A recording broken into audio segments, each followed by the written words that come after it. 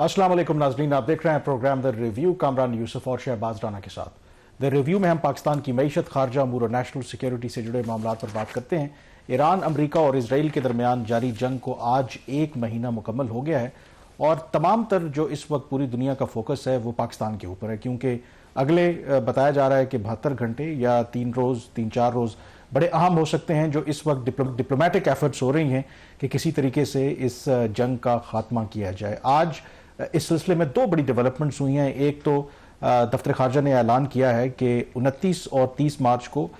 3 मुल्कों के जो वज़राए खारजा हैं, जिसमें सऊदी अरब, तुर्की और मिस्र शामिल हैं, वो पाकिस्तान पहुंच रहे हैं। पाकिस्तान मेज़बानी करेगा और इसमें खित्ते की जो मौजूदा सूरत हाल है, जो डिप्लोमेटिक एफर्ट्स हैं, उसके हवाले से डिस्कशन होगी। और दूसरी जो बड़ी डेवलपमेंट थी वो पाकिस्तान के प्राइम मिनिस्टर शहबाज शरीफ की ईरान के सदर के साथ टेलीफोन के ऊपर बातचीत थी। और वो जो बातचीत है तकरीबन बताया जा रहा है कि 1 घंटा 15 मिनट जो है वो जारी रही और उसमें जो मौजूदा इस वक्त डिप्लोमेटिक एफर्ट्स हो रही हैं उसके हवाले से डिस्कशन की गई है। और शहबाज, ये जो आज की टेलीफोनिक कॉन्वर्सेशन है, 1 हफ्ते के दौरान ये दूसरी मरतबा पाकिस्तान के प्राइम मिनिस्टर ने बात की है ईरान के सदर से। और जो एम्फेसिस डेफिनेटली आपको पता है कि पाकिस्तान जो एक कोशिश कर रहा है कि इस जंग का एक मंतकी अंजाम होना चाहिए और कोई मुआहदा होना चाहिए, उस पर डिस्कशन हुई है और इट इज़ क्वाइट सिग्निफिकेंट। और विद एवरी पासिंग डे ये लग रहा है कि जो पाकिस्तान का इस सारे सिलसिले में किरदार है वो बहुत प्रोमिनेंट होता जा रहा है। बिल्कुल, पाकिस्तान का जो किरदार है वो प्रोमिनेंट होता जा रहा है। इसके साथ ही जो दोनों डेवलपमेंट्स है कामरान, ये अपनी जगह पे बहुत है। मैं इसमें सवाल यहाँ पे ये पैदा होता है कि क्या ये दोनों डेवलपमेंट जो वो इंटरलिंक्ड हैं, जो 4 ममालिक के वज़राए खारजा का यहाँ पे इजलास हो रहा है 2 दिन के लिए, रीजनल सिक्योरिटी तो उसमें डेफिनेटली अंडर डिस्कशन आएगी। ये क्या इसका गोल, प्राइमरी गोल इसका यही रीजनल सिक्योरिटी थे या इसके अलावा ये कोई और फोरम है जिसकी मीटिंग हो रही है और इसी कॉन्टेक्स्ट में फिर जो बाकी मीटिंग है उसका कोई लिंक है? नहीं, दोनों जो डेवलपमेंट्स हैं ये इंटरलिंक्ड हैं। जो ये क्वाड्रिलैटरल मीटिंग उसे कह लें या क्वाड कह लें, ये इसका दूसरा इजलास है, होगा 10-11 दिनों के दौरान, क्योंकि आखिरी मरतबा 19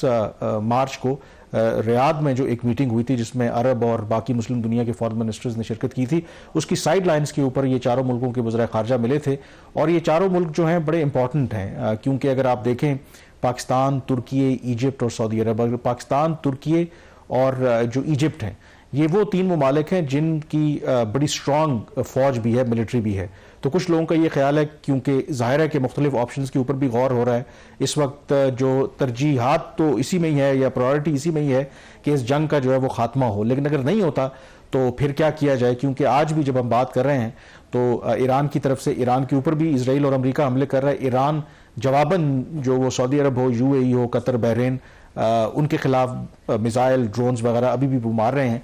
अभी तक जो अरब कंट्रीज हैं, गल्फ कंट्रीज हैं, उन्होंने कोई रिटेलिएट नहीं किया, यानी कि सिर्फ वो इंटरसेप्ट कर रहे हैं पाकिस्तान के साथ, क्योंकि सऊदी अरब का एक दिफाई मुआहदा भी है। तो इस सारे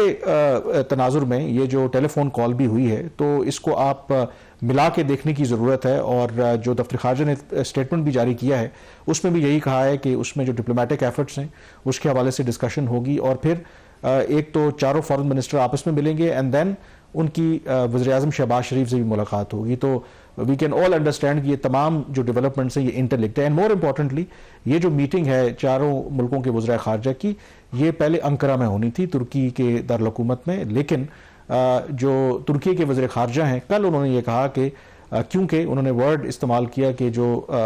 मेरे ब्रदर फॉरेन मिनिस्टर इसहाक डार हैं, वो क्योंकि इस वक्त जो डिप्लोमेटिक एफर्ट्स हो रही हैं तो इस्लामाबाद से वो निकल नहीं सकते, तो इसलिए हमने फैसला किया है कि बाकी जो तीनों मुल्कों के वज़राए खारजा हैं, हम ये मीटिंग इस्लामाबाद में कर लेते हैं। तो इससे भी आप अगेन अंदाज़ा करते हैं कि पाकिस्तान की इस वक्त क्या इंपॉर्टेंस है। एंड मोर इम्पॉर्टेंटली इससे एक और चीज़ भी रिफ्लेक्ट हो रही है कि इसका मतलब है कि अगर पाकिस्तान के वज़ीर खारजा पाकिस्तान से बाहर नहीं जा सकते, तो कुछ लोगों का ख्याल है कि ये जो विजिट हो रहा है इसमें ऐन मुमकिन है कि जो एक कोशिश हो रही है ईरान और अमेरिका के दरमियान मुज़ाकरात करवाने की, तो हो सकता है कि इन्हीं दिनों में या अगले चंद 2-4 दिनों के अंदर कोई इस तरह की डेवलपमेंट हो जाए। तो ये भी एक उसकी इसमें जो 3 वज़ीर खारजा, 3 ममालिक जो हैं, पाकिस्तान, मिस्र और तुर्की है, इन तीनों का नाम आ रहा था एज ए मीडिएटर, जो अपना अपना रोल वहाँ पे प्ले करने की कोशिश कर रहे थे। और जिस तरीके से पाकिस्तान इस हवाले से सामने आ रहा, आज जो वज़ीर-ए-आज़म पाकिस्तान की टेलीफोन कन्वर्सेशन भी हुई है ईरान के सदर के साथ, उसकी क्या अहमियत है और उस जो कन्वर्सेशन उससे क्या खबर बाहर निकली है कि डेफिनेटली ये चीज़ तो होगी अपनी जगह में कि पाकिस्तान कन्विंस करने की कोशिश कर रहा है ईरान को किसी एक मिडिल ग्राउंड کے اوپر ایران اور امریکہ آ جائے تو کوئی ڈیولپمنٹ ہوئی ہے یا ابھی بھی وہی سٹیٹس کو ہے اس کے حوالے سے؟ نہیں، ڈیولپمنٹ تو اس لحاظ سے ہو رہی ہے کہ اگر اتنی لمبی بات ہوئی ہے پاکستان کے پرائم منسٹر کی، اور اس بات کی ایران نے بھی تصدیق کر دی ہے کہ جو 15 نکاتی ایک پرپوزل تھا امریکہ نے دیا تھا ایران کو پاکستان کے ذریعے، اور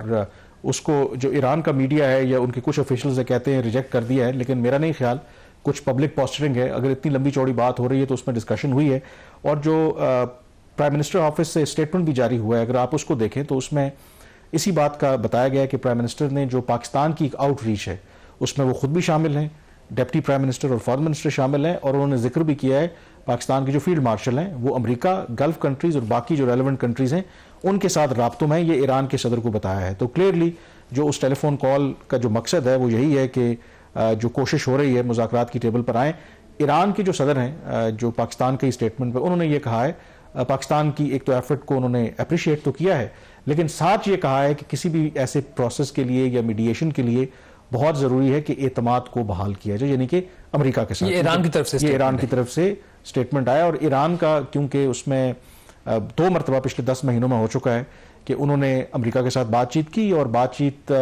بتایا جاتا ہے کہ ایک صحیح ڈائریکشن پر جا رہی تھی، لیکن اس کے باوجود امریکہ اور اسرائیل نے پھر ان کے اوپر حملہ کیا۔ تو ایک اعتماد کا فقدان ہے، کیونکہ ایران کا یہ خیال ہے کہ اگین یہ دوبارہ ہمارے لیے ٹریپ نہ ہو، ہم بات چیت کریں اور بات چیت کر کے وہ ٹائم بائی کریں اور پھر ہمارے ساتھ کوئی دھوکہ ہو۔ تو اس کے حوالے سے بھی بات ہو رہی ہے۔ اس میں ایک اور جو ڈیولپمنٹ ہے، یہ تو کچھ جو چینلز ہیں جو آپ کے سامنے آپ کو نظر آ رہے ہیں، کچھ بیہائنڈ دا سین بھی ڈسکشن ہو رہی ہیں۔ یہ اطلاعات بھی ہیں کہ جو پاکستان کی ملٹری اسٹیبلشمنٹ ہے، سیکیورٹی اور جو ملٹری کے ادارے ہیں ان کے سربراہان ہیں، وہ ایران کے جو پاسداران انقلاب ہے، ایرانین ریولیوشنری گارڈ کور، بتایا یہ جاتا ہے کہ ایران کے صدر اور ان کے وزیر خارجہ اپنی جگہ پہ، لیکن اصل they are calling the shots. اور یہ بھی ایک بہت بڑی وجہ ہے کہ وائی پاکستان اس وقت فیسیلیٹیٹ کر رہا ہے یا میڈیٹ کروا رہا ہے، کیونکہ اس وقت ریجن میں کسی اور ملک کے، ایران کی خاص کر کے جو پاسداران انقلاب ہے ان کی قیادت ہے، ان کے ساتھ اس طریقے سے رابطے نہیں ہیں۔ تو یہ ملٹی لیول کے اوپر رابطے ہو رہے ہیں۔ اینڈ مور امپورٹنٹلی جو اسٹیو وٹکاف ہیں، اگین ان کا آج ایک اسٹیٹمنٹ آیا ہے جس میں انہوں نے یہ کہا ہے کہ بہت جلد یہ ممکن ہے کہ ایران کے ساتھ بات چیت ہو سکتی ہے۔ امریکہ کے وزیر خارجہ مارکو روبیو نے بھی اسی طرح کی اسٹیٹمنٹ دی ہے۔ تو یہ اسلام آباد میں جو گیدرنگ ہو رہی ہے، کچھ تصدیق نہیں کر سکتے، انکنفرمڈ رپورٹس ہیں کہ شاید کوئی امریکی ڈیلیگیشن بھی پاکستان آ سکتا ہے۔ اس کے انہی دنوں کی بات ہو رہی ہے، جو اس وقت جو سگنلز آ رہے ہیں۔ تو یو نیور نو کہ یہ جو سارے جو تینوں ملکوں کے وزرائے خارجہ اور پھر ایران کے پریزیڈنٹ کے ساتھ پاکستان کے پرائم منسٹر کی بات چیت، پھر اسٹیو وٹکاف کا بیان، مارکو روبیو کا بیان، اور پھر یہ خبریں کہ ڈیلیگیشن بھی آ سکتا ہے۔ اینڈ کل بھی ہم نے ذکر کیا تھا کہ جو امریکی میڈیا اور ویسٹرن میڈیا ہے ان کے نمائندے جو ہیں وہ اسلام آباد پہنچنا شروع ہو گئے ہیں۔ تو اس کا مطلب ہے کہ کوئی ایکسپیکٹیشن ہے کہ اسلام آباد میں کوئی بڑی ڈیولپمنٹ ہو سکتی ہے۔ تو کیا آپ کیا سمجھتے ہیں کہ یہ جو ڈیولپمنٹ ہے وہ لیڈ کرے گی یا یہ پری میچور ہے اس چیز کو کہنا، کیونکہ جس قسم کا اس وقت کانفلکٹ ہے، جو اس کی نیچر ہے، اور جس میں جو ٹرسٹ ڈیفیسٹ ایک بہت بڑا ایشو ہے، 2 دفعہ مذاکرات کے دوران یا اس کے بعد ایران کے اوپر حملہ ہونا، کیا ایک سمٹ میں ایک جو ہے ڈسکشن کے ایک سیشن کے اندر یہ معاملات حل ہو سکتے ہیں، یا it could be an ice breaking meeting but اس میں جو کنکلوسیو شاید یہ میٹنگ اس طریقے سے نہ ہو سکے؟ اس کو دیکھنے کے 2 طریقے ہیں۔ ایک تو بتایا یہ جا رہا ہے کہ جو بیک چینل ہیں، جو بات چیت ہو رہی ہے، تو جو میٹنگ ہے وہ اسی صورت میں ہوگی کہ اگر جو بیک چینلز کے اندر کوئی پروگرس ہوتی ہے، مثلا عام طور پر ڈپلومیسی کے اندر ہوتا یہی ہے کہ اگر بات میٹنگ تک پہنچ جائے تو اس کا مطلب ہے کہ آپ نے بیہائنڈ دا سین بہت سا گراؤنڈ کور کیا ہے۔ ایک افواہ کہہ لیں، اطلاع کہہ لیں، یہی ہے کہ اگر واقعی ایران اور امریکہ تو تیار ہے، ایران بھی میٹنگ کرنے کے لیے تیار ہو جاتا ہے، تو اس کا مطلب ہے کہ behind the scene coffee progress ہو گئی ہے، کچھ پروپوزلز، کچھ باتیں جو ہیں وہ ایکسچینج ہو چکی ہیں۔ تو اس لیے میرے خیال میں کچھ بھی ہو سکتا ہے، کیونکہ سٹیکس بہت ہائی ہیں۔ انٹرسٹنگلی ابھی کچھ دیر پہلے ہی جو موید یوسف صاحب ہیں، پاکستان کے نیشنل سیکیورٹی کے ایڈوائزر رہے ہیں، انہوں نے بڑا ایک انٹرسٹنگ کامنٹ کیا ہے۔ انہوں نے یہ کہا ہے کہ یہ جو پاکستان ایفرٹ کر رہا ہے، جو بھی ڈپلومیٹک ایفرٹس ہو رہی ہیں، اگر خدا نہ خواستہ یہ ناکام ہوتی ہیں تو یہ جو ساری اس وقت جو ایک سینیریو بن رہا ہے، انہوں نے کہا ہے کہ یہ ورلڈ وار 3 کی طرف جو ہے نشاندہی کر رہا ہے۔ انہوں نے کہا کہ ادروائز وہ اس طرح کے بڑے دعوے یا کوئی ایگزیجریٹڈ قسم کی بات کرتے نہیں ہیں، بٹ جو سگنلز مل رہے ہیں، اگر یہ مذاکرات ناکام ہوتے ہیں، جتنے پلیئرز اس کے اندر انوالو ہیں، اور جیسے میں نے کہا کہ ابھی تک آپ کو پتا ہے کہ گلف کنٹریز صرف انٹرسیپٹ کر رہے ہیں ایران کی طرف سے جو میزائل آ رہے ہیں یا ڈرونز آ رہے ہیں, وہ اس جنگ میں باقاعدہ طور پر شامل نہیں ہوئے. اور آلریڈی اگر آپ دیکھیں 12-13 کنٹریز تو کہیں نہ کہیں متاثر ہو رہی ہیں, شامل ہیں براہ راست اس ملٹری ایکشن کی وجہ سے. ان کے اوپر حملے ہو رہے ہیں اور پھر جو گلوبل اکانومی کے اوپر جو اس کا اثر ہے, تیل کی قیمتیں, باقی معاملات, اور اگر یہ ناکام ہوتے ہیں اور جس طرح سے ملٹری بلڈ اپ کا بتایا جا رہا ہے کہ ایڈیشنل جو امریکی ہیں وہ فورسز بھی بھیج رہے ہیں, شاید وہ گراؤنڈ آپریشن بھی لانچ کر سکتے ہیں, خارق جو آئلینڈ ہے اس پر بھی قبضہ کر سکتے ہیں. تو یہ جو سارے سینیریوز ہیں یہ بڑے ڈریڈ فل سینیریوز ہیں, اور یہی وجہ ہے کہ پاکستان اس وقت اگر اپنا ایڑی چوٹی کا زور لگا رہا ہے وہ اسی وجہ سے لگا رہا ہے کہ پھر جو اگر ابھی بھی بہت نقصان ہو چکا ہے, لیکن اگر واقعی یہ بالکل چیزیں ٹوٹل آؤٹ آف کنٹرول ہو گئیں تو پھر تو واقعی آپ کہہ سکتے ہیں کہ مور اور لیس اب ایک عالمی جنگ ہی ہوگی, اور تو کیا ہونا ہے اس میں. ایگزیکٹلی ناظرین, یہاں پہ ایک چھوٹی سی بریک لیں گے. جب بریک پہ کے بعد واپس آئیں گے تو بات کریں گے پاکستان اور IMF کے معاہدہ تو ہو گیا, کیا یہ اتنا آسان ہوگا IMF کے بورڈ کے لیے کہ اگلی جو لون کی ٹرانچ ہے اس کو بھی اپروو کر دے؟ اس پہ بات کریں گے چھوٹی سی بریک کے بعد.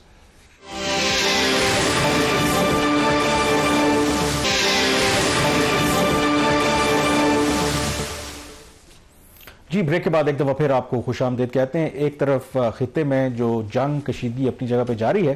تو دوسری طرف جو آج ایک بڑی خبر آئی ہے, اور وہ خبر یہ ہے کہ آپ کو پتا ہے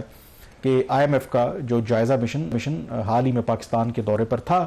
سٹاف لیول اگریمنٹ کا اس وقت تو اعلان نہیں ہوا تھا, لیکن آج سٹاف لیول جو اگریمنٹ ہے اس کا اعلان باقاعدہ طور پر IMF کی طرف سے آ گیا ہے, اور یہ $1.2 ارب کی اگلی قسط جو پاکستان کو جاری ہونی ہے. باوجود اس کے کہ کچھ پہلے بھی ہم ڈسکشن کر چکے ہیں, IMF کو کچھ چیزوں کے اوپر خدشات اور کنسرنز تھے, بٹ ہیونگ سیڈ دیٹ یہ staff level agreement finally Shahbaz ہو گیا ہے, which I believe unexpected, کیونکہ اوور آل اس وقت اگر آپ دیکھیں پاکستان کی سچویشن جو ہے, ہم پہلے بھی ذکر کر چکے ہیں, جو ہماری سینٹرلٹی ہے, تو آئی تھنک اگر یہ سٹاف لیول اگریمنٹ نہ ہوتا ہے یا کوئی مزید اختلافات ہو تو یہ بہت حیران کن ہوتا, کیونکہ ظاہر ہے کہ پاکستان جب امریکہ کی جو اتنی بڑی ایک جنگ ہے اس کو ختم کروانے میں ایک رول پلے کر رہا ہے, اور امریکہ کا جتنا انفلوئنس ہے IMF کے اوپر, تو یہ تو میرے خیال میں ایکسپیکٹڈ ہی تھا. بالکل یہ ایگریمنٹ ایکسپیکٹڈ تھا. یہی وجہ ہے کہ اگر آپ اس معاہدے کی جو بہت ساری اس کی جو تفصیلات ہے اس کو دیکھتے ہیں, کچھ آن دا ریکارڈ چیزیں آ چکی ہیں, زیادہ تر چیزیں ابھی بھی جو ہے وہ بیہائنڈ دا کلوز ڈورز ہی رہے ہیں, لیکن ہمارے کچھ جو ذرائع سے بات ہوئی ہے, نیچرلی اگر جنگ ہو رہی ہے تو اس کا جو سب سے پہلا جو بڑا امپیکٹ آئے گا وہ آپ کے ایکسٹرنل سیکٹر کے اوپر آئے گا. ایکسٹرنل سیکٹر میں آپ کا کرنٹ اکاؤنٹ خسارہ بڑھ سکتا ہے, ریمیٹنسز متاثر ہو سکتی ہیں, برآمدات متاثر ہو سکتی ہیں, پاکستان کو نئے قرضوں کی ضرورت پڑ سکتی ہے. تو یہ وہ ایریاز تھے کامران جن کے اوپر IMF کا ایسا جتنا فوکس نہیں تھا, حالانکہ انہوں نے بالکل چیز کو ریویو کیا, اس کے حوالے سے اپنی اسیسمنٹ بھی کی جو انہوں نے اپنے اسٹیٹمنٹ کے اندر بھی دی, بٹ جو اصل وجہ تھی جس کی وجہ سے یہ معاہدہ نہیں ہو رہا تھا یا اس کے اندر تاخیر تھی, وہ جنگ سے کم وہ FBR کے جو معاملات تھے, فیڈرل بورڈ آف ریونیو کے, اس کی جو کارکردگی اس مالی سال میں ابھی تک رہی ہے,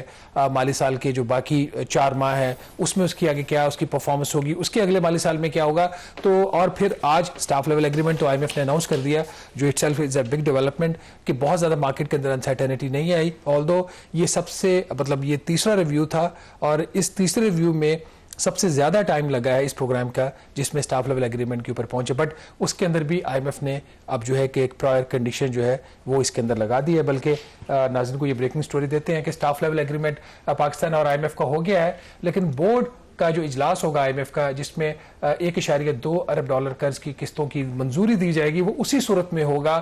جبکہ FBR جو ہے وہ $322 ارب کا اضافی ٹیکس اکٹھا کرے گا. اور یہ جو ٹیکس ہوگا یہ جنرل انفورسمنٹ کے کانٹیکس میں نہیں ہوگا, جو بہت سارے کورٹ کیسز تھے, خاص طور پر جو سپر ٹیکس کا کیس جس میں فیڈرل کانسٹیٹیوشنل کورٹ نے FBR کی حکومت پاکستان کے حق میں فیصلہ دیا تھا,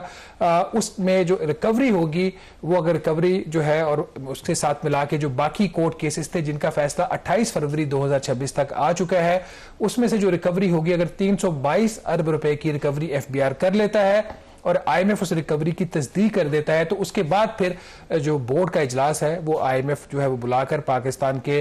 قرض کی جو اگلی قسط ہے وہ منظور کر سکتا ہے. تو کامران یہ کلین سٹاف لیول ایگریمنٹ نہیں ہے, پرائر کنڈیشن ہے, بٹ پرائر کنڈیشن اس سے پہلے بھی لگتی رہی ہیں. اس دفعہ انہوں نے FBR کو جو ہے وہ ہدف بنایا اور رائٹلی بنایا ہے کہ جو FBR کی پرفارمنس رہی ہے جس کے اوپر ہم نے کئی پروگرامز کیے ہیں, کئی آرٹیکلز لکھے ہیں کہ جو صورتحال FBR کی بن رہی ہے, جو گورنمنٹ کا فسکل فریم ورک بن رہا ہے جس میں جو سب سے ویکسٹ لنک ہے وہ اس وقت FBR ہے, اور یہی وجہ ہے کہ اب پرائر جو ایکشن ہے وہ لگا دیا IMF نے کہ یہ 322 ارب روپے اکٹھا کریں گے, یہ ہم اس کی تصدیق کریں گے, تو اس کے بعد ہی بورڈ کا اجلاس ہوگا جو اسٹاف لیول ایگریمنٹ کی باقاعدہ منظوری. لیکن آپ نے بات کی کہ یہ پہلی مرتبہ نہیں کہ انہوں نے اس طرح کی پرائر کنڈیشن لگائی ہے, اور جب یہ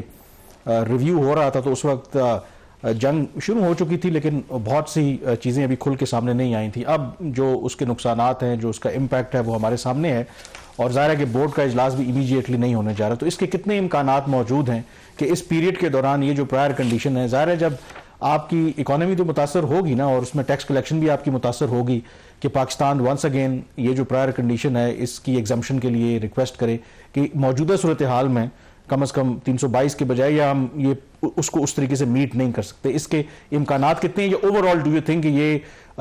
ڈسپائٹ دا وار یہ FBR کے لیے ممکن ہے کہ یہ 322 یہ ہو جائے گا؟ اور اس میں ایگزمپشن کی پاسبلٹی اس لیے نہیں ہو سکتی کہ آج تو معاہدہ اناؤنس ہوا ہے اور اس میں ان کے پاس 4 سے 6 ہفتے کا وقت ہے جس میں انہوں نے یہ کنڈیشن میٹ کرنی ہے. بلکہ اس کے حوالے سے جو میری FBR کے ذرائع سے بات ہوئی, ان کا تو یہ دعویٰ ہے کہ 322 ارب روپے کے اگینسٹ 31 مارچ نیکسٹ ویک تک وہ کوئی 280 ارب روپے آلریڈی کلیکٹ کر چکے ہوں گے, کیونکہ سپر ٹیکس کا کیس کا جب فیصلہ آیا تھا اس میں کچھ پیسہ تو ایسا تھا جو FBR آلریڈی ایڈوانسز میں لے چکا تھا ان کمپنی سے, کچھ انہوں نے بھی جو نوٹسز دیے سپر ٹیکس کے کیس کے فیصلے کے آنے کے بعد وہ ریکوریز کی, پھر یہ اس کے اوپر ایک جرمانہ بھی ریکور کریں گے 15 سے 25% کی رینج میں. تو میرا خیال ہے کہ یہ ان کو مسئلہ نہیں ہوگا. لیکن اٹ سیلف اس کنڈیشن کا لگا دینا کہ کورٹ کیسز کے اندر جو پیسہ پھنسا ہوا ہے ٹیکس کا, جو پالیسی ایکشن لیے جاتے ہیں پھر کورٹ میں جا کے اسٹک اپ ہو جاتے ہیں, اس کے اوپر یہ کنڈیشن اس طرح کی آنا یہ ان یوزل ہے. پرائر ایکشن پچھلے پروگراموں میں بھی ہوتے رہے ہیں, پچھلی جو ریویوز ہیں اس کے اندر بھی ہوتے ہیں, but this is in usual کہ FBR کو, کیونکہ عدالتوں کے اوپر تو تھیوریٹیکلی حکومتوں کا اختیار تو نہیں ہوتا کب انہوں نے فیصلہ کرنا ہے. اس میں ایک اور جو دوسرا ایلیمنٹ ہے, کیا ظاہر ہے کہ اسٹاف لیول اگریمنٹ تو ابھی ہوا ہے, آپ کو پتا ہے کہ اس عرصے کے دوران جو یہ جنگ ہوئی اور جنگ کی صورت میں گورنمنٹ کو کچھ مشکل فیصلے, کل بھی جو پرائم منسٹر نے خطاب کیا تھا تو ونس اگین ہم نے ڈسکس بھی کیا تھا کہ ان کو جو ریکمنڈیشن دی گئی تھی تو گورنمنٹ نے فیصلہ کیا کہ ایبزارب کریں گے 56 ارب روپے کی مزید جو سبسڈی ہے تیل کی مصنوعات پر. تو اس کے حوالے سے کیا IMF خاموش ہے, کیونکہ IMF تو سبسڈیز کے خلاف ہے, کیا کوئی انڈیکیشن انہوں نے دی ہے کہ گورنمنٹ کی یہ جو اپروچ ہے اپنی جیب سے وہ سبسڈی دے رہی ہے, آر دے سپورٹنگ دس؟ اس میں دو انہوں نے اس کی بڑی واضح اسٹیٹمنٹس دی ہیں جو ان کا اعلامیہ ہے اسٹاف لیول ایگریمنٹ کا. ایک تو انہوں نے یہ کہا ہے کہ ٹارگیٹڈ سبسڈیز ہونی چاہیے جس کی طرف حکومت خود بھی کام کر رہی ہے, جو 2 ویلرز اور 3 ویلرز کی بات ہو رہی ہے. تو ایک تو یہ چیز ہے. دوسرا اب اس میں یہ ٹارگیٹڈ کا جو میکانزم ہے وہ کوئی اتنا اچھا پاکستان میں نہیں رہا. ایک جو چیز آج آ کے پاکستان کے پاس بچتی ہے جو کہ ایک بہتر ٹرانسپیرنٹ ریلیٹیو ٹرمز میں میکانزم ہے وہ بے نظیر انکم سپورٹ پروگرام کا. جو بے نظیر انکم سپورٹ پروگرام ہے اس کے تحت ان کے پاس کوئی 1 کروڑ افراد کا ان کے پاس ڈیٹا بیس ہے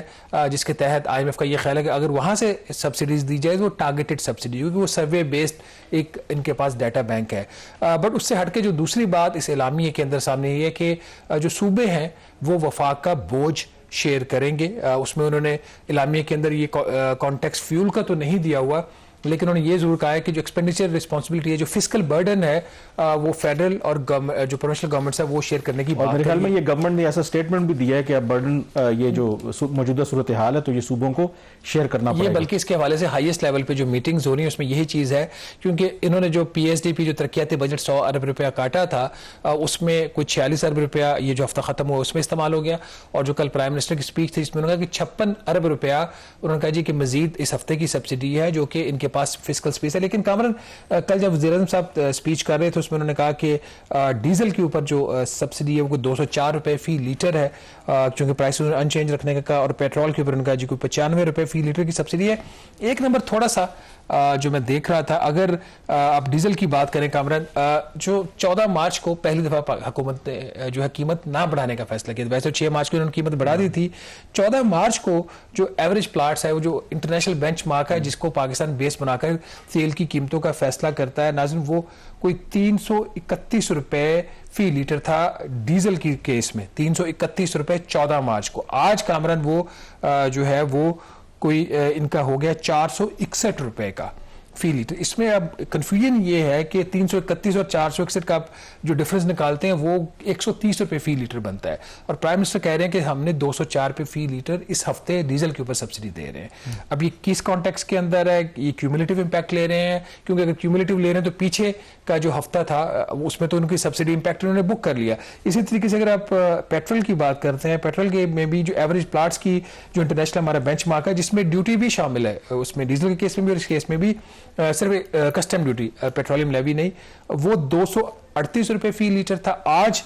जब इन्होंने प्राइस अनाउंस किया तो वो 285 रुपये फी लीटर है। यहाँ पे भी कामरान आप जो देखते हैं वो इम्पैक्ट जो है वो 47 रुपीज़ के करीब आ रहा है, लेकिन प्राइम मिनिस्टर कह रहे हैं कि हमने यहाँ पे 96 रुपये की जो है वो सब्सिडी दी है। ये अगर हुकूमत ये चीज़ क्लैरिफाई कर दे कि जो प्लाट्स का इम्पैक्ट है वो डीजल के केस में 14 मार्च और 28 मार्च के दरमियान 130 रुपये फी लीटर है, पेट्रोल के केस में ये इम्पैक्ट कोई 47 रुपये फी लीटर। हुकूमत के अपने नंबर्स हैं जिसकी बेस के ऊपर कल ये फैसले हो, तो ये क्यों इतना डिफरेंसेस का, दैट्स एन इशू हियर। दूसरा, जंग के हवाले से भी दो चीज़ें हैं। एक तो ये कि जैसे हमने अपने प्रोग्राम में बड़ी डिटेल में बात की थी कि हुकूमत पाकिस्तान का ये मौक़िफ़ था कि जंग की वजह से पाकिस्तान की इकनॉमिक ग्रोथ, महंगाई और जो है ओवरऑल करंट अकाउंट खसारा उसके ऊपर ऐसा इम्पैक्ट नहीं आएगा। महंगाई में उनका जो मामूली इजाफा होगा 0.3%, जीडीपी ग्रोथ का हदफ जो है वो 4.2% था तो 4% रहेगा, और इसके साथ ही जो इनका करंट अकाउंट का खसारा उसमें $2 अरब के आसपास है। लेकिन IMF की नाज़रीन इस हवाले से जो असेसमेंट है वो तो ये है कि ये जंग की वजह से ये तीनों जो बड़े इंडिकेटर्स हैं पाकिस्तान की इकॉनमी के, महंगाई, आपकी जीडीपी ग्रोथ और करंट अकाउंट खसारा, इसके ऊपर उनका इसके एडवर्स इम्पैक्ट्स आ सकते हैं। और अगर महंगाई बढ़ती है तो IMF की एलामिया के मुताबिक स्टेट बैंक ऑफ पाकिस्तान को शरह सूद में इजाफा करना पड़ेगा, और जो बहुत ज़्यादा इंपोर्ट्स के ऊपर प्रेशर आएगा because of the increase in the oil prices जो ग्लोबल मार्केट में हो रही है, उसके लिए तो आपको डॉलर्स चाहिए, तो उसके इम्पैक्ट को एब्जॉर्ब करने के लिए हुकूमत पाकिस्तान जो है वो अपना जो एक्सचेंज रेट है उसमें एडजस्टमेंट करेगी। IMF की स्टोरी जो ये डेवलपिंग स्टोरी है, इसके हवाले से और भी बड़ी एक्सक्लूसिव डिटेल था, लेकिन वो इंशाल्लाह हम आपसे अगले हफ्ते शेयर करेंगे। यहाँ पे छोटी सी ब्रेक लेंगे और ब्रेक के बाद वापस आएंगे तो बात करेंगे कि कैसे हुकूमत पाकिस्तान कोशिश कर रही है कि मिडिल ईस्ट का जो क्राइसिस है इसको अपॉर्चुनिटी में कन्वर्ट किया जाए।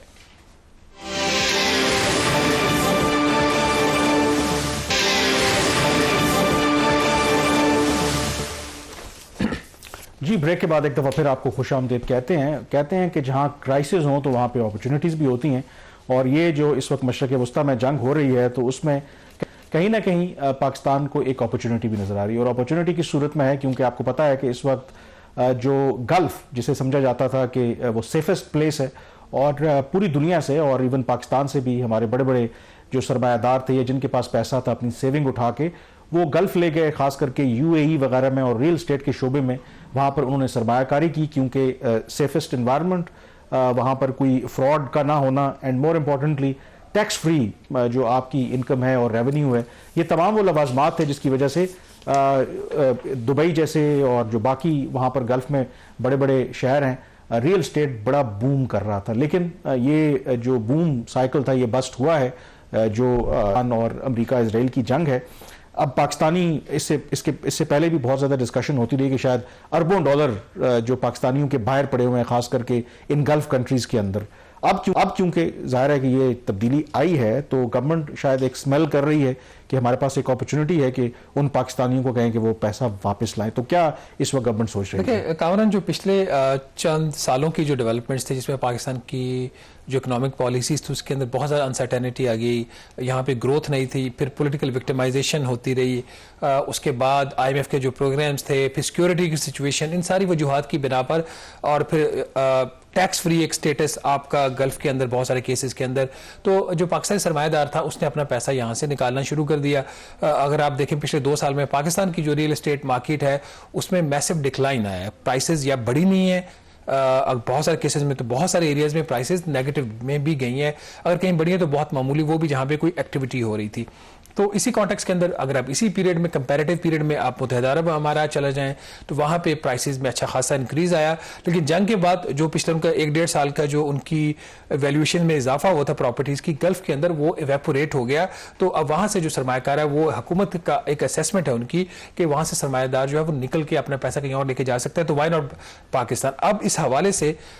کافی دنوں سے جو ہے حکومت میں کہ اپنے انٹرنل میٹنگز ہو رہی تھیں, اور ہمارے ذرائع کے مطابق ایک final meeting prime minister Shahbaz Sharif, second last meeting rather, final نہیں, اس ہفتے وزیر اعظم شہباز شریف صاحب نے اس کی صدارت کی, اور اس میں اصولی طور پر انہوں نے ایک پیکج کی منظوری دے دی ہے ریل اسٹیٹ کے حوالے سے. اس کے 2 بنیادی کمپوننٹس ہیں. اس کا نمبر 1 کہ جو اس وقت گلف کے اندر جو انویسٹمنٹ ہے اس کو پاکستان کے اندر کیسے لایا جائے اور کیسے اس انویسٹمنٹ کو سکیور کیا جائے جہاں پہ انٹرنیشنل مانیٹری فنڈ کے یا فیٹف کے جو کنسرنز ہیں وہ بھی ارائز نہ ہو اور پاکستان میں سرمایہ کاری بھی ہو جائے. اور دوسرا یہ کہ جو ڈومیسٹک مارکیٹ کو اس کو بوسٹ دینے کے لیے جو ہائی ٹیکسیشن ہے ڈومیسٹک مارکیٹ کے اوپر اس کو کیسے کم کیا جائے. یہ 2 بنیادی نکات تھے. اس کے حوالے سے کل بھی میٹنگز ہوئی اور حتمی جو میٹنگ ہے وہ منڈے کو پرائم منسٹر کے ساتھ ہوگی. لیکن اس کی جو چیدہ اگر وہ ہمارے ڈیٹیلز بتا سکے ناظرین کو, اس میں کامران ایک تو جو سب سے پہلی بنیادی چیز ہے کہ جو اوورسیز انویسٹرز ہیں ان کو ایک اسکیم آفر کرنے کی بات ہو رہی ہے, سیلف ڈکلیریشن کی اسکیم, کہ آپ باہر سے جو سرمایہ لے کے آ رہے ہیں آپ ایک اپنا ریٹرن دے دیں سمپل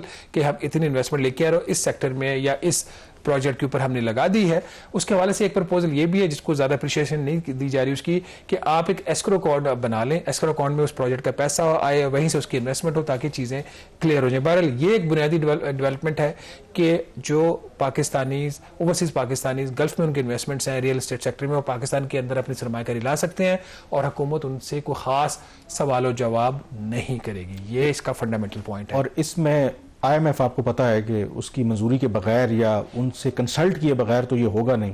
تو واٹ ڈو یو تھنک کہ گورنمنٹ از کانفیڈنٹ کہ اگر واقعی یہ میچور ہوتا ہے تو IMF کو اس پہ اعتراض نہیں ہونا چاہیے, کیونکہ اگر کچھ سرمایہ کاری کرنا چاہتا ہے, سرمایہ اپنا لانا چاہتا ہے پاکستان, تو اس پر تو IMF کو اعتراض تو نہیں ہونا چاہیے. دیکھیں 2022 میں بھی ایک اٹیمپٹ ہوئی تھی. اس وقت ایک آئیڈیا یہ تھا کہ جب IMF کے ساتھ معاملہ طے نہیں ہو پا رہے تھے تو اشفاق تولا تھے اس وقت گورنمنٹ کی ٹیم میں, اور اسحاق ڈار صاحب جو اس وقت فائنانس منسٹر تھے, انہوں نے اس وقت یہ پرپوزل ایک فائن ٹیون کیا تھا کہ $1 لاکھ تک اگر پاکستان میں غیر ملکی سرمایہ کاری ہوگی, باہر سے کوئی پیسہ لے کے آئے گا تو اس پہ کوئی سوال نہیں پوچھا جائے گا. IMF نے اس کو شوٹ ڈاؤن کر دیا تھا. اب سچویشن سلائٹلی ڈفرنٹ ہے. ایک تو پاکستان کا ایک پولیٹیکل کلاؤڈ ہے IMF کے اوپر اس وقت, جس کا آپ نے بھی بات کی کہ اگر پریزیڈنٹ ٹرمپ کے ساتھ آپ کے تعلقات اچھے ہیں اور آپ امریکہ کو اس وقت جو ہے وہ ان کے درمیان میڈیٹ کروا رہے ہیں بٹوین امریکہ اینڈ ایران, تو شاید پھر ہم اس قسم کی چیزوں سے وہاں سے کچھ ریلیکسیشن مل جائے. میرا خیال پاکستان کو یہ اٹیمپٹ کر لینی چاہیے. ہماری بہت زیادہ جو ریلائنس ہے دوسروں کے اوپر جا رہی ہے, اگر کہیں سے کچھ کنسیشنز ہم دے سکتے ہیں تو ہمیں دینی چاہیے. ساتھ ہی اس کے جو دوسری چیز ہے وہ یہ ہے کہ جو پراپرٹی کی سیل اور فروخت کے اوپر جو ٹیکسز ہیں ناظرین اس کو کم کرنے کی بات ہو رہی ہے. جو سیل کے اوپر سے ٹیکس ہے ود ہولڈنگ ٹیکس, اگر کوئی پلاٹ جو فروخت کرتا ہے وہ 4.5% ہے, جو ابھی IMF کے کہنے پہ جون میں بڑھایا گیا تھا 3% سے. پرپوزل یہ ہے کہ 4.5% کو کم کر کے 1% کر دیا جائے, اور جو خریداری کے اوپر جو ایک ٹیکس اس وقت وہ 1.5% ہے اس کو کم کر کے 0.25% کر دیا جائے. کیا IMF مانے گا یا نہیں مانے گا, یہ اگین کویسچن ہے, کیونکہ ابھی جو IMF کے ساتھ مذاکرات پاکستان کے ہوئے ہیں اس میں ایک بات ہے کہ اگر کسی جگہ پہ حکومت کو ٹیکس کنسیشن دیتی ہے, اس میں پرٹیکولرلی یہ ریئل اسٹیٹ کی بات نہیں ہو رہی تھی, بٹ اگر کہیں پہ ٹیکس کنسیشن دی جاتی ہے تو اس کے آلٹرنیٹ میں کہیں اور سے ریونیو ریز کرنا پڑے گا. یہ اس کے اندر کی پوائنٹ ہے. پھر ایک ڈیم انکم ٹیکس 1% اس کو ختم کرنے کی بھی بات ہے as part of this package real estate sector کو بوسٹ دینے کے لیے. اور جو پہلا گھر خریداری ہے, پہلے گھر کی پلاٹ کی کسی بھی انڈیویجول کی طرف سے, اس کے اوپر ٹیکسز کی چھوٹ کی بات ہے ہو رہی ہے. اور پھر جو ہاؤسنگ فائنینسنگ اسکیم ہے اس کے حوالے سے جو ہے وہ بات ہو رہی ہے کہ کسی طریقے سے ہاؤس فائنینسنگ اسکیم کو مزید پروموٹ کیا جائے, بڑے بڑے جو ہے گھروں کی بجائے جو لو مڈل انکم گروپ کے حوالے سے بھی لینڈنگ کی جائے, جس کی موجودہ حکومت کی بھی کوشش ہے اور پچھلی حکومت بھی کوشش کرتی رہی ہے. بہرحال یہ اگین IMF کے اوپر ڈیپینڈ کرے گا کہ کیا IMF ان باتوں کو مانتا ہے یا نہیں مانتا. اس کے اوپر ہم ایک ایکسپرٹ اوپینین لیں گے ایک چھوٹی سی بریک کے بعد.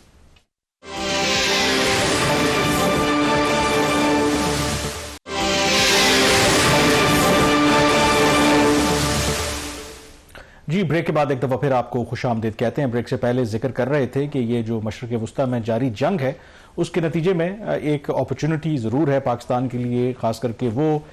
پاکستانی سرمایہ کار جنہوں نے گلف میں اپنا سرمایہ لگا رکھا تھا ریل اسٹیٹ کے شعبے میں. تو اس کے لیے یقینی طور پر گورنمنٹ کچھ انسینٹیوز دینے کا سوچ رہی ہے تاکہ وہ اپنا سرمایہ پاکستان واپس لائیں. اس پر مزید بات کرنے کے لیے ہمارے ساتھ موجود ہیں ملک احسن صاحب, یہ ایکسپرٹ ہیں ریئل اسٹیٹ کے شعبے کے. بہت شکریہ ملک صاحب جوائن کرنے کے لیے. سب سے پہلے تو I think in recent years دیکھیں جو پاکستان میں جو ریئل اسٹیٹ کے شعبے سے لوگ منسلک ہیں شاید حکومتی پالیسیوں سے اتنے خوش نہیں تھے, تو اس کو سامنے رکھتے ہوئے ڈو یو تھنک کہ گورنمنٹ اب جو سوچ رہی ہے کہ جو لوگ اپنا سرمایہ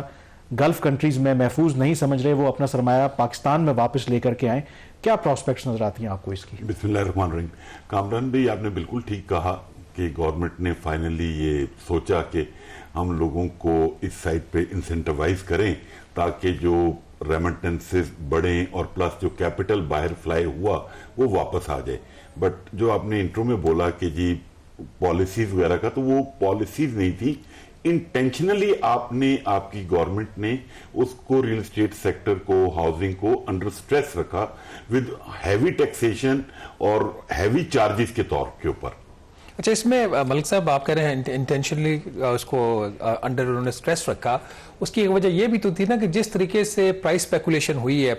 خاص طور پر اوپن پلاٹس میں, فائلیں بکی ہیں اس ملک کے اندر, کوئی ریگولیشن نہیں ہے, ہاؤسنگ سوسائٹیز بن گئی, پیچھے اپروولز کوئی نہیں ہے, تو یہ بات تو ٹھیک ہے, پھر تو ہر حکومت چاہے یہ نون لیگ کی گورنمنٹ ہو یا کوئی بھی ہوتی وہ تو انڈر سٹریس رکھتی نا تاکہ یہ اسپیکولیٹو ایلیمنٹ ختم ہو. آپ کو بہت اچھی طرح پتا ہے کہ 2 سال پہلے تک کیا ہوتا رہا, ہم آج کی بات نہیں کرتے, کہ پلاٹس جو تھے ایک عام آدمی کی لی سے باہر چلے گئے تھے, تو وہ تو حکومت اپنی جگہ پہ ٹھیک نہیں تھی. پھر نہیں بات یہ ہے, یہ تو کوئی طریقہ نہیں ہے کہ آپ کسی چیز کو روکنے کے لیے اس کو نیگیٹو سائڈ پہ کر دیں. تو اس کا آپ نے کیا بینیفٹ لیا, آپ کا ریونیو بھی کم ہوا, آپ کے ملک سے کیپٹل بھی فلائی کر گیا, اب آپ اس کے لیے سر جوڑ کے بیٹھے ہیں کہ ہم اس کو کسی طریقے سے واپس لائیں. اور آپ تو خود اس کی وٹنس ہیں پالیسیز کے, میں مینشن نہیں کرنا چاہتا کہ جو پالیسیز ایف ای ڈیز جیسے اناؤنس ہوئی اور اس کی پرائس آپ نے بھی پے کی. مطلب ایشو یہ ہے کہ اگر کہیں پہ غلط کام ہو رہا تھا اس کو ایڈریس کرنے چاہیے کہ بجائے اس کی کہ آپ اس چیز کو وائنڈ اپ کروا دیں پورے پاکستان میں. ابھی جو کامران کا سوال تھا, یہ جو بات ہو رہی ہے کہ گلف سے پیسہ پاکستان واپس لایا جائے, یہ ایک پاکستان کے لیے اپارچونٹی ہے, کرائسس کے اندر اپارچونٹی ہے, اس کی کیا پراسپیکٹس ہیں؟ ماضی میں بھی اس طرح کی اٹیمپٹس ہوئی ہیں, حکومت کامیاب نہیں ہوئی. کیا ہم جو ہمارا سرمایہ ابدار ہمارا پاکستانی جو باہر چلا گیا ہے, جو مڈل ایسٹ چلا گیا ہے, وہ آج اس کو یہ اعتماد حکومت دینے میں کامیاب ہو جائے گی کہ وہ سیف طریقے سے اپنا پیسہ واپس لے, اس کو کل ایف بی آر بھی تنگ نہ کرے, اس کو کل ایف آئی اے بھی تنگ نہ کرے؟ شہباز بھائی یہ تو آپ بہتر بتائیں گے, آپ نے آج سٹوری بھی کی ہے اور مجھے بھی تھوڑا بہت جو نالج تھا کہ پرائم منسٹر نے جو ابھی میٹنگ کی ہے اس میں گورنمنٹ کی انٹینٹ تو پازیٹیو ہے, بٹ اس پہ ٹرسٹ کیسے ہوگا کہ گورنمنٹ یہ میئرز لے لے گی. اگر سپوز میں اوورسیز پاکستانی ہوں, دبئی میں بیٹھا ہوں, بحرین میں, قطر میں, مجھے پہلے پتا تو چلے پاکستان گورنمنٹ کر کیا رہی ہے. جو یہاں کے سرمایہ دار ہیں, اور میں آپ کے پہلے پروگراموں میں بول چکا ہوں, ہم باہر پیسے لے کے جانا چاہ رہے ہیں, گلف میں یہ ہوا ہے, باقی اوپننگ ابھی کھلی ہیں. جب تک آپ اس سیکٹر کو انسینٹیوائز نہیں کریں گے, لوگوں کو پازیٹیو پکچر پینٹ نہیں کریں گے, تب تک آپ کا یہ پرابلم چلتا رہے گا. ملک صاحب یہ بتائیں کہ کیا جس طرح ابھی یہ اسپیشل کمیٹی بھی بنی ہے ریل اسٹیٹ کے ایشوز کے اوپر, تو آپ کے خیال میں کیا اقدامات ان کو کرنے چاہیے, کون سے انسینٹیوز دینے چاہیے کہ جو نہ صرف جو باہر سے لوگ اگر سرمایہ لانا چاہتے ہیں وہ بھی واپس لائیں, جو لوکل جو انویسٹر ہے اس کو بھی ذرا ایک انکریجمنٹ ملے؟ جی کامران بھائی, اس میں سب سے جو آج شہباز بھائی نے بھی لکھا سٹوری میں, ایک تو جو ٹیکسیشن ہے اس کی پرسنٹیج کم کی جائے تاکہ لوگوں کو پتا چلے کہ گورنمنٹ کی انٹینٹ ہے. کیونکہ اگر آپ کو یاد ہو لاسٹ ایئر بھی ہم نے مارچ اپریل میں ایسی ہی ایکسرسائز پہ بہت کام کیا کہ جی ہم اس سیکٹر کو لے کر چلنا چاہتے ہیں, بٹ انفارچونیٹلی جب یہ پرپوزل آئی ایم ایف کے پاس گیا, اور میں یہ سمجھتا ہوں وہ غلطی گورنمنٹ کے پارٹ پہ یہ تھی کہ جنہوں نے اس کو پریزنٹ کیا آئی ایم ایف کے سامنے وہ کیس پراپرلی پلیڈ ہی نہیں کر سکے, کیونکہ وہاں پہ آپ نے صرف بلڈر اور ڈیولپر کے 4 لوگوں کو بٹھا کے آپ نے جب کیس پلیڈ کیا تو آئی ایم ایف نے نو کر دیا. اگر اس دفعہ بھی انہوں نے یہی حرکت کی تو مجھے خدشہ ہے کہ شاید یہ نہ ہو کہ اس دفعہ بھی یہ بلنڈر ہو جائے. بٹ مجھے اس دفعہ پرائم منسٹر کی انٹینٹ لگتی ہے, کیونکہ جو انہوں نے ان کے ورڈ سے اپنی اس میٹنگ میں کہ میں جی یہ کسی بھی طریقے سے امپلیمنٹ کرنا ہے اس بجٹ میں. ابھی ویسے ایک پازیٹیو امپیکٹ تو یہ آ رہا ہے کہ 7 کو ایک ٹینٹیٹیو ڈیٹ آئی ہے کہ 7 اپریل کو پرائم منسٹر کنونشن سینٹر میں ہاؤسنگ لون مارگیج کے اوپر لوگوں کو خوشخبری سنائیں گے, جو کہ آلریڈی ویسے اسٹیٹ بینک اس کو نوٹیفائی کر چکا ہے اور بینکس کو بتا رہا ہے. بٹ اس میں بھی اتنی ہرڈلز ہیں کہ وہ میں آپ کو کیا بتاؤں. مطلب پرابلم ایک سب سے بڑا کامران بھائی یہ ہے, جب یہ پرائم منسٹر صاحب میٹنگ چیئر کرتے ہیں نا تو تمام سرکاری ملازمین بیٹھے ہوتے ہیں. مطلب ایک طرف چیئرمین ایس بی آر ہوں گے, ایک طرف سی ڈی اے کے چیئرمین ہوں گے. وہاں پہ یہ دونوں یہ نہیں بتاتے کہ ہمارے کیا بلنڈر ہے. اگر اس میں کوئی پرائیویٹ سٹیک ہولڈر بیٹھے, مطلب ابھی آپ جیسے مارگیج کی بات کر رہے ہیں, مارگیج کے اندر سی ڈی اے 1.5 لاکھ روپیہ لین مارکنگ کا چارج کر رہا ہے ایک عام آدمی سے. مطلب گورنمنٹ 5.5% سبسڈی پے کر رہی ہے, آپ نے 5% پہ لون ملنا ہے, لیکن جو اس کے ادر چارجز ہیں وہ تو گردن سے پکڑنے والے ہیں, اس کے اوپر کوئی بات نہیں کرتا, کیونکہ ادھر وہ میکنزم یہ ہے, you scratch my back I scratch your back. لیکن ملک صاحب پرائم منسٹر لیول پہ تو یہ ہر چیز ہر لیول کی ڈسکشن نہیں ہو سکتی نا. پرائم منسٹر نے ٹاسک فورس بنائی جس میں آپ لوگ سارے ریئل اسٹیٹ کے ریپرزینٹیٹو بھی وہاں پہ موجود تھے پچھلے سال. ابھی بھی جو اس کی ریکمنڈیشن ہے اس میں انہوں نے بہت سارے لوگوں کو کنسلٹ کیا, آپ کے لوگوں کو بھی. ابھی بلکہ کل میری کسی سے بات ہو رہی تھی, وہ کہہ رہے تھے انہوں نے بھی ریکمنڈیشن پرائم منسٹر کو بھیجی ہے through task force. But the point here is کہ اب ایک اور جو چیز سامنے آ رہی ہے کہ لگ ایسے رہا ہے کہ ریئل اسٹیٹ سیکٹر کے اندر بھی 2 گروپس ہیں, 2 لابیز ہیں. ایک ڈیولپرز کی لابی ہے جس کو غالباً گورنمنٹ زیادہ بیک کر رہی ہے, وہ کہہ رہے ہیں کہ گھر بنیں گے, لوگ خریدیں گے, تو اس میں زیادہ ایکٹیویٹی ہے اور اس میں اسپیکولیشن بھی کم. اور دوسرا جو ہاؤسنگ سوسائٹیز کے اندر پلاٹس کی جو خرید و فروخت ہے اس کے اندر ایک اپنی ایک جو ہے وہ ایک ان کی اپنی لابی ہے. تو آپ کیا سمجھتے ہیں کہ یہ اگر آپ لوگ ان ہاؤس جو ہے وہ مل بیٹھ کے خود ڈیولپر بھی اور ڈیلرز بھی اگر آپ لوگ ایک پیج پہ آ جائیں تو پھر حکومت کے لیے پھر ایک پیکج کو فائنل کرنا, اس کو امپلیمنٹ کرنا, پھر آئی ایم ایف سے بات کرنا آسان نہیں ہو جائے گا؟ شہباز بھی آپ نے بہت اچھی چیز کو آئیڈینٹیفائی کیا. پرابلم یہ ہے کہ ہمارے جو بلڈرز اور ڈیولپرز ہیں نا وہ ریئل اسٹیٹ کو مائنس کرتے ہیں. وہ کہتے ہیں کہ ہم ہے جو اس انڈسٹری کو لے کر چلیں گے. اور میں یہ سمجھتا ہوں کہ پرائم منسٹر صاحب سے میری گزارش ہے آپ کے پروگرام سے توسط سے ساری چیزیں بالکل ٹھیک ہو جائیں گی. آپ تمام بلڈرز اور ڈیولپرز کے لیے یہ قانون بنا دیں کہ وہ without escrow account public money جہاں پہ انوالو ہوگی, انسٹالمنٹ پہ پلاٹ بیچے جائیں گے, وہاں پہ وداؤٹ ایسکرو اکاؤنٹ کوئی بلڈر ڈیولپر کام نہیں کر سکتا. یہ ملک بہت بہتر راہ پہ گامزن ہو جائے. اسی پوائنٹ پہ پروگرام کنکلوڈ کرتے ہیں. پروگرام دا ریویو سے اتنا ہی. کامران یوسف اور شہباز رانا کو اجازت. اللہ حافظ.